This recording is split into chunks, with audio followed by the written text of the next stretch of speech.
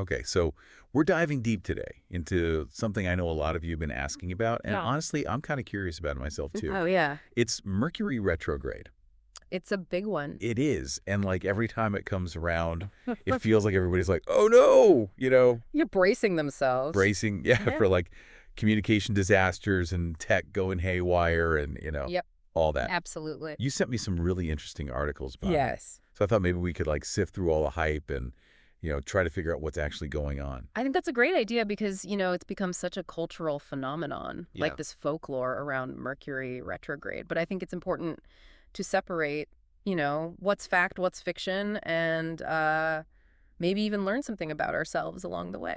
Okay, I'm into that. Yeah. So first, can we just get like the astronomy lesson? Like what actually is this Mercury retrograde thing? So, astronomically speaking, it's not quite as dramatic as people think. Okay. Really what it is an optical illusion. So from our perspective here on Earth, it looks like Mercury is moving backward in its orbit.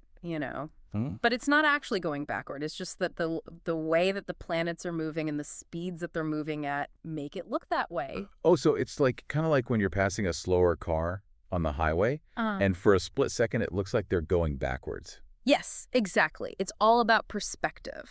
Okay, I can wrap my head around that. But then why all the like doom and gloom, associated with it? Like one of these articles is even calling it a survival guide. Yeah. Like we need to like hunker down and. Right, like it's a cosmic disaster. Yeah, exactly. Yeah, so this is where it gets interesting because Mercury is associated with communication travel technology. Right. So the idea is that when it appears to be moving backward, all these things in our lives can go a little haywire. So like delayed flights and, emails Yeah. going into the void and phones suddenly deciding to jump in the pool. Pretty much. I mean, those things can happen anytime. Right. But I think the idea is that during Mercury retrograde, we're just more likely to notice those things because we're kind of expecting them. So it's kind of like a self-fulfilling prophecy, Mhm. like the placebo effect, but in reverse. Exactly. Our expectations can really shape our experiences. If you're already stressed about Mercury retrograde messing with your technology, Mm-hmm.